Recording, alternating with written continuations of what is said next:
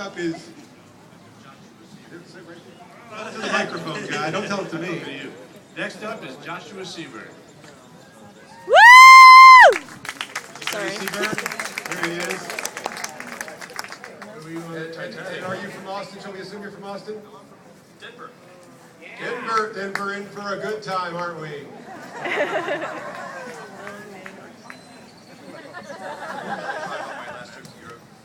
Ladies and Germans, I recently returned from a trip to Europe, and even though Warsaw, a bunch of interesting things while we were there, traveling the continent isn't all it's crack out up to be.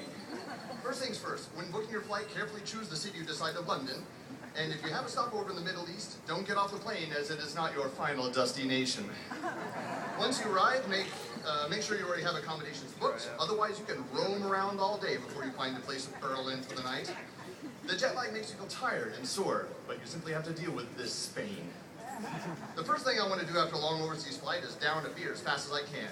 I swear you've never seen a glass go so fast. But I'd always argue that a quick beer is better than a slow vodka. Many Europeans are famous for their rudeness, so watch out for false friends. You might encounter a bunch of parasites. For example, I met a nice guy who offered to help us out. But in the end, he wasn't a big help at all, but a pest. I mean, anywhere you go, you'll encounter the hustle and bustles of a big city. But the people were so rude, they didn't watch where they're going. Someone slammed right into me, and I rouged my elbow. Europeans used to have such high standards, but they set the bar so low now.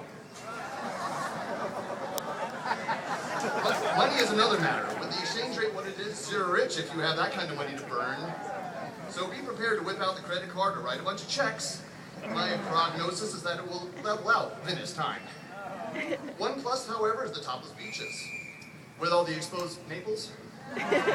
Don't worry, there's also something for the ladies, namely the Manchesters.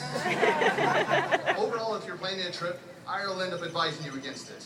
This is simply my advice to you so you don't Stockholm and say, no way I'm ever going back there again. I know it'll be a long time before I go back there. That's all I have to say. See you later.